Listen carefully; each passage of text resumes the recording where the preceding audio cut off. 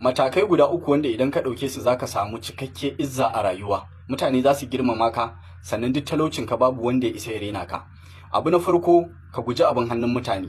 Duk kuɗin mutum, duk kuma alaƙar ka da shi, kar ka nuna kana son abin hannunsa, kar ka roƙi mutane.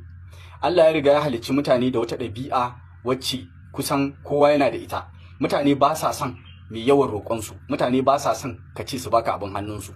Shi yasa ko mace zaka ga cewa duk class ɗinta, duk kyanta, idan har ya zama na cewa tana da yawan roƙo a hannun maza bani zaka ga cewa wannan class ɗin nata ya zube. Ko da kana son ta a cikin zuciyarka, daga lokacin da ta fara cewa bani zaka ga cewa wannan soyayya ta fara raguwa, saboda haka ɗan adam yake. Ɗan adam baya so ka ce ka cika damunsa akan ya baka. So duk kuɗin mutum, duk yadda ya kai ga kuɗi, duk kuma alaƙar ka da shi, ka nuna baka ma san yana da wannan kuɗin ba ruwanka da kuɗinsa, kawai kai harkar gabanka. In ba shi ya ɗauka ya baka ba, a ganin damarsa, kakka nuna masa kana buƙatar abin hannun shi. Abu na biyu, ka guji shiga harkar da babu ruwanka. Mutane suna respecting privacy ɗinsu. Duk wani ɗan adam zaka ga cewa yana da wasu abubuwa na harkoki ko mu'amalar rayuwarsa da ba kowa yake so ya shiga masa ba.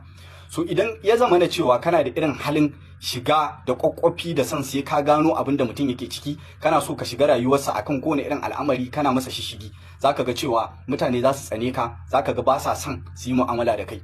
Idan ka fiye irin wannan halin, zaka rika rasa mutane, saboda akwai ɗan adam yana da wannan halin. Akwai abubuwa da zaka ga baya so ya sharing da kowa, yana so yi abinsa shi kadai, wani abin yana so yi shi a cikin sirri ya gama. So akwai mutanen da zaka ga suna da irin wannan halin, su kuma duk abin da wani yake ciki suna so su san menene, su shiga ciki ko da ba a sa su ba.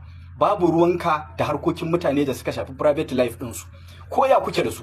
Wani yayanka ne ya je ya sai fili a wata anguwa yana gina gida, bai gaya maka ba, babu ruwanka.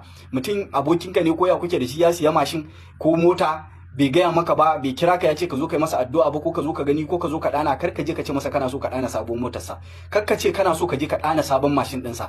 Idan gini yake yi bai gaya maka ba, kar ka ce a bari mu zo mu taya ka murna, bari mu zo mu ga ɗakuna nawa aka fitar a gidan. In har bai saka ka a ciki ba, bai gaya maka ba, babu ruwanka. Idan kai haka, kai wato ka sa boundary tsakaninka da mutane na ba ka tsallakawa ka shiga cikin harkokin rayuwarsu. Abu na uku, ka girmama kowa, ka zauna da kowa lafiya.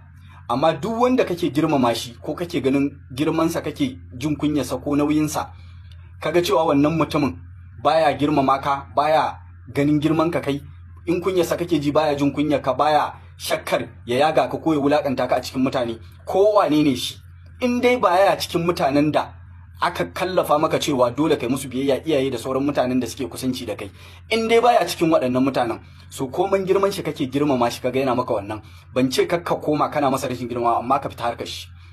Duk mutumin da kake girmamawa baya karɓar wannan girman ko baya appreciating wannan girman, ka fita daga harkar shi, kawai ka rabu da shi. Saboda babu wani mutum wanda aka ɗora maka nauyin cewa dole sai ka yi masa biyayya sannan zaka samu wani abu a nan duniya, ko kuma sannan zaka samu tsira a lahira, banda iyayenka da makusantanka. So don haka duk mutumin da kake girmamawa kaga yana wulakanta ka, fita harkar shi. Akwai mutane masu irin wannan halin na wawanci, wanda duk mai girmama su ko wanda yake jin kunyar su ko nauyin su, suna ɗaukar shi a matsayin wawa, suna ɗaukar shi a matsayin trash, kaga suna wulakanta shi, suna kyarar shi a cikin mutane ko ba a cikin mutane ba. So duk wanda kaga yana da irin wannan halin, ka fita harkar shi, ka kama kanka. So don haka rayuwa ta ɗan adam, idan ka ɗauki wannan matakai guda uku, zaka ga cewa ka zauna lafiya. Mutane dole su girmama ka, sannan zaka yi izza a idan mutane. Duk kuɗin mutum baka roƙe shi ba, ka ce ya baka nuna kana kwaɗayin abin da yake da shi ba. Sannan rayuwar shi, duk abin da yake ciki wanda bai saka ka ba, baka shiga. Duk abin da ya shafe shi wanda bai saka ba, yaga cewa baka ƙetaro masa, baka masa shishigi, so zaka ga shi ma yana girmama ka. In kun kai ku 100 a cikin mutane, ko da abokanansa ne da yake mu'amala da su, zaka ga cewa in har baka masa wannan shishigin, zai fi girmama ka, zai fi ganin girman ka. Sannan kuma zaka ga abinda ma baka sa kankan ba zai sa kai yana so ya shigo da kai, saboda duk wanda baka shigan masa akan harkokin rayuwarsa, zaka shi da kansa zai rika so ya ga cewa ka shigo, so zai zo ya gaya maka. So idan mutum shi ya saka ka shiga, amma in bai saka ka a cikin harkar rayuwarsa ba, kar ka shiga. Sannan kamar yadda na faɗa na uku, kana girman mutum kaga yana wulakanta ka ko baya appreciating wannan girman, ka daina girmama shi, kawai ka kama gaban ka.